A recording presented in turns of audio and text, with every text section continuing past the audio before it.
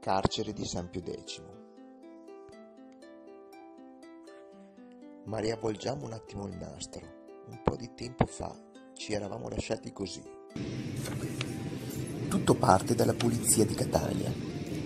È notizia di questa settimana l'avvenuto fermo di indiziato di delitto, che a differenza dell'arresto non presuppone il cosiddetto stato di flagranza, ovvero il fatto che il soggetto sia colto con le mani nel sacco.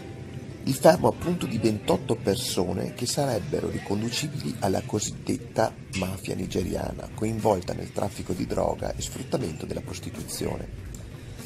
Si tratterebbe di una cellula facente parte di un'organizzazione criminale transnazionale con sede in Nigeria e basi in vari paesi europei e in diverse regioni italiane.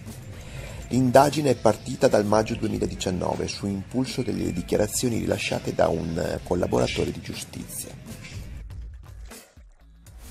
Tra le 28 persone, prevalentemente nigeriane, anche un affiliato del Vicentino di 24 anni, arrestato a Schio e portato al carcere di San Pio X a Vicenza.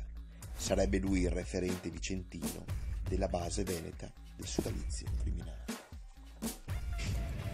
Dall'inchiesta emergerebbe anche la presenza attiva nel traffico di droga di alcuni acquirenti di nazionalità italiana che acquistavano le sostanze stupefacenti per rivenderle a loro volta.